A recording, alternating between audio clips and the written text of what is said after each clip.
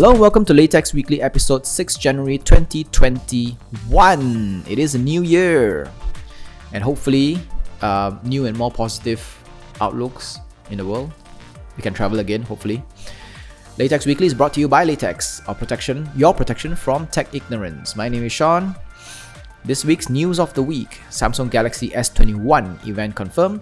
Mark your calendar for January 14th because that is when Samsung is going to announce the new Galaxy S21 lineup of phones. Circulating rumors include the S21 Proper, the Plus, the Ultra models. It seems that the Ultra will be the only one sporting a curved screen, which is good for flat screeners.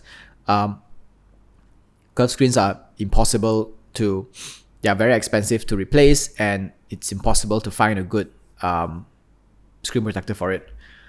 So I'm all for flat screens. And possibly also an S Pen. So S Pen may be available on the Ultra only. This is a momentous move for Samsung, as it will potentially eat into its own Note line, the Epic Note line. With this announcement, I am actually more interested to see what Samsung is going to do for their Note lineup later this year, because now that the S21 will have an S Pen, it will essentially be a Note because you can take notes with it, right? So what are you going to do with the original Note, which is going to be the new Note? 2 pens? Don't know. We will see. Microsoft job listings leaked potential OS overhaul.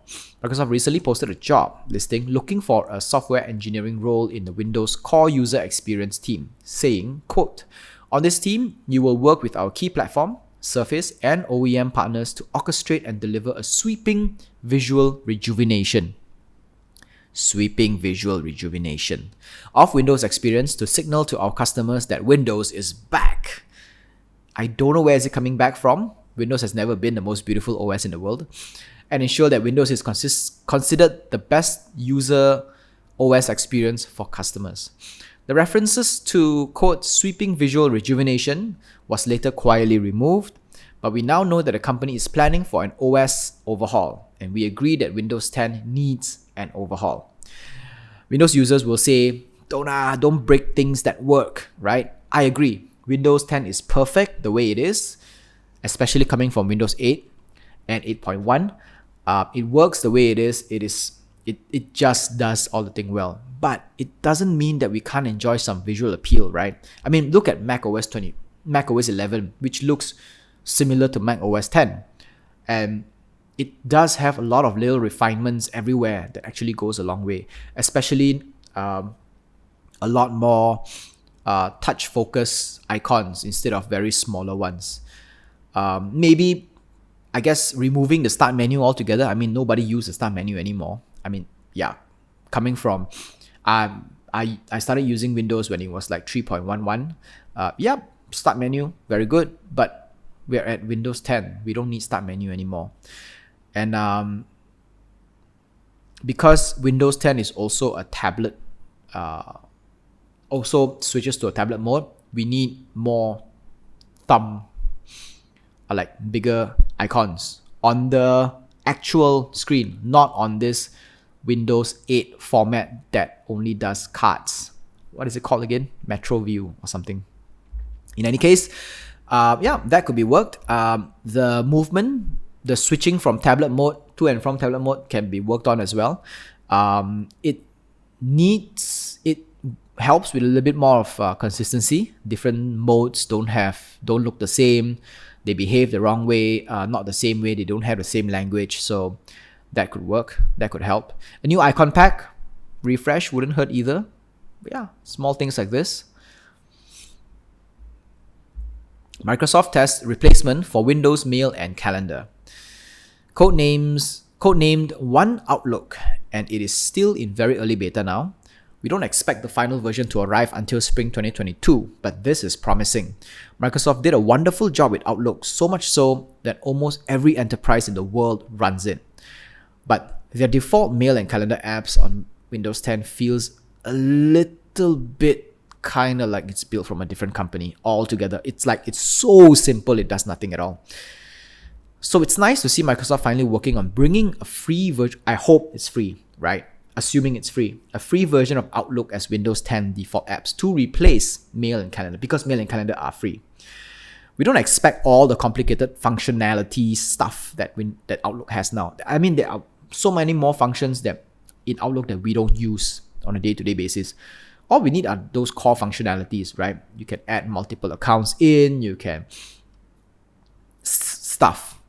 signatures, all the basic kind of stuff, but it works, it's robust, and it has maybe a cloud version that you can access via the cloud if you have to.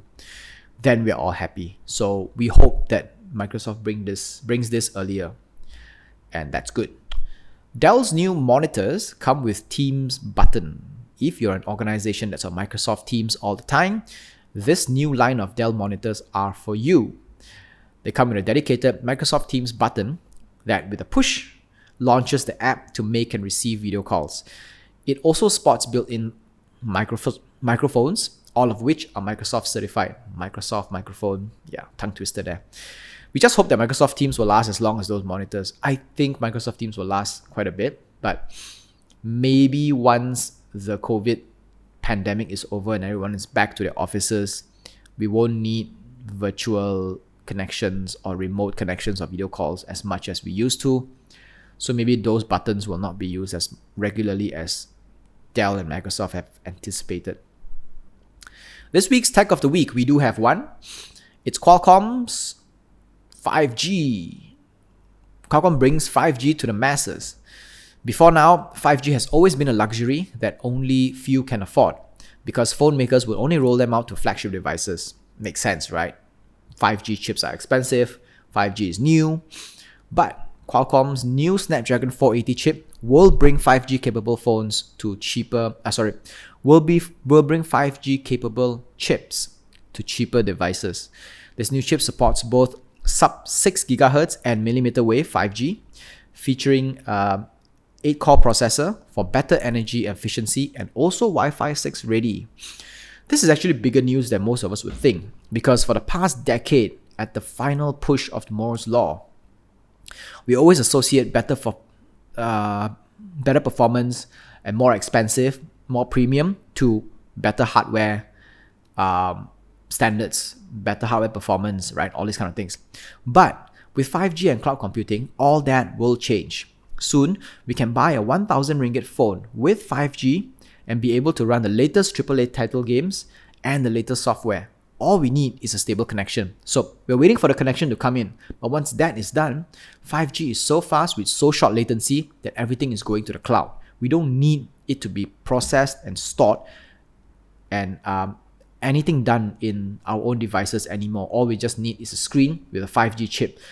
This will change Qualcomm's position. This will change all the hardware makers' position. M1 chips will be irrelevant. A14, A15 chips will be irrelevant. And the most important thing is telcos, right? Telcos will need to make sure 5G connection is stable enough and it works all the time. So this is why 5G going to the masses is important. Laytechs Weekly is available on Anchor FM, Overcast, Google Podcasts, Spotify, Pocket Cast, Radio Public, and more. Our full videos are available on YouTube, and I post bits and clips on Instagram and Facebook. This is Laytechs Weekly, episode 6 January 2021. My name is Sean. I'll see you next week. Stay safe. Au revoir.